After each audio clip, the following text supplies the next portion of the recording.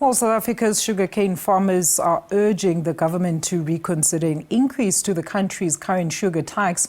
With the moratorium on the Health Promotion Levy set to expire, industry leaders warn that any hike now could severely impact the already struggling sector. And both the South African Cane Growers Association and the South African Farmers Development Association are now calling for the tax to be scrapped or at least postponed until the year 2030, allowing time for recovery under the Sugarcane Value Chain Master Plan. The final decision now rests with the government. Let's take this further and welcome Dr. Siyabonga Madlala, who is the president of the South African Farmers Development Association. Dr. Madlala, pleasure having you with us. A very good afternoon to you. So, sugarcane farmers are very concerned about the proposed increase in sugar tax. Tell us why. Afternoon, Alicia, and afternoon, South Africa. Must say, the sugar tax, when it was introduced, was supported by other diversification opportunities, such as using sugarcane to perhaps do or produce bioethanol and other things. Because it was envisaged anyway that the introduction of the sugar tax will hamper the industry in terms of reducing its local market demand and all of that. And that has since happened, because when it was introduced, nothing parallel to it was introduced immediately, and therefore the industry has suffered a big blow in the drop in its local sales, in its local demand estimate. So actually, we've lost billions already since its inception. Not only have we lost billions, but lost jobs and lost farmers in the whole process. And 2 sugar mills have been shut down. It is catastrophic, and we are hoping that government will realize that any chance of hiking it will actually further collapse the industry. But are appealing that even as we speak, rather scrap the sugar tax or put a moratorium until 2030.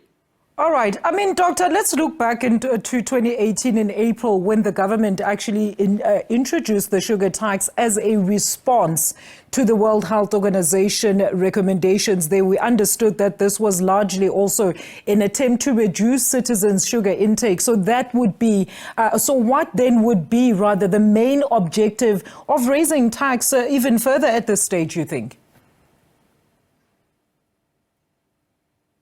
I think it has become an easy collection mechanism, tax collection mechanism, because there isn't any scientific proof that has been undertaken to show that since its inception, there has been a drop even in obesity or diabetes cases. So in essence, it has just become an easy way of collecting taxes, and yet gating government's intentions of creating jobs.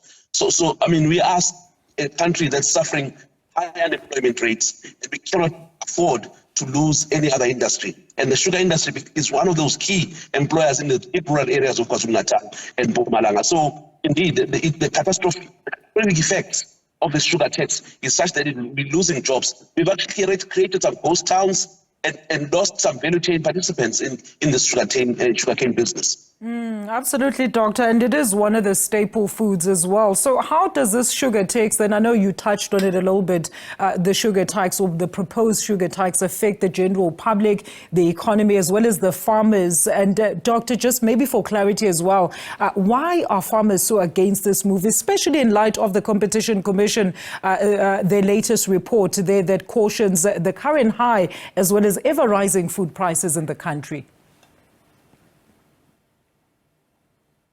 I must say, unfortunately, the sugar tax was introduced in 2018, and SAFTA was still, not included in the sugar industry. Small-scale farmers in the sector are the hardest hit. The closure of 2 sugar mills means that now they have to transport their cane to even further mills, when they were even the mills that were shut down were quite far from them. It actually hikes the input costs. The closure of sugar mills means doubling the cost of transporting cane, and thus increasing the cost of production, and therefore unexpected or unintended consequence of a hike in sugar prices. So not only that, the creation of jobs, as we say, is in everyone's interest at the moment, because a country cannot afford to be a welfare state. It's expensive as it is for government to look after its citizens through grants and all of that. So I mean, livelihoods that are being impacted, there are people who have been able to look after their own families and provide for their own families food and all of that. So indeed, like you're saying, as a country, I think we should be more concerned about the catastrophic effect of job losses and the closure of industries. We should be industrializing more and creating more industries, but we are actually hampering them by just these unfounded taxes or unfounded researches on taxes. Absolutely, Doctor. And taking into account as well the high rates of unemployment in the country. So you really cannot afford, we cannot afford as a country to be bleeding jobs through some of those staple industries. And then your engagements then with government, how far are they? How did they go? What did you put on the table as a counter offer to the proposed sugar tax? Yeah, there's an interesting, call it, we entered into a master plan, which was facilitated by a former Minister of Agriculture and that of Trade and Industry, which actually helped the industry to a large extent by at least stopping the bleeding in terms of, the reduction of the local demand.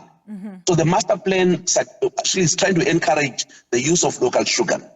Now, the sugar tax on the one end is actually trying to say or suggest that use less sugar. So the industry as it is requires that we regain the local demand as it used to be before. So we've actually enjoyed a good relationship that actually culminated into a master plan that was signed. And we are saying it has got a vision 2030. And we are saying, let's try and at least be in line with that. If not, scrap the sugar tax altogether, because until there's founded evidence that it is just sugar that causes diabetes. And again, we are saying the industry has got all the research being done around that. It's a question of understanding the realities. I mean, diabetes and obesity is caused by overindulgence of anything and everything. It's not just one particular food item. So indeed, we just believe that it was quickly introduced until there should have been at least a parallel paradigm that says, if you're not using sugarcane for sugar, at least biofuels. I mean, look, go to India, go to Brazil. Our BRICS countries have actually mastered this, and we need to learn from them that, at least diversify the income streams or diversify the product that can be done, produced by sugar. I mean, the whole coastal belt of KwaZulu-Natal is dependent on sugarcane. There's no other mine. Sugarcane is our green gold. It is our biggest employer, and we are right now to the whole South Africa at large to protect this industry, because you are protecting rural jobs, you are protecting the rural economy. And I'm sure all those with a sweet tooth are absolutely agreeing with you, Doctor. Thank you so much for that input. That was Dr. Siyabonga Madlala, the SAFTA president on the proposed sugar tax.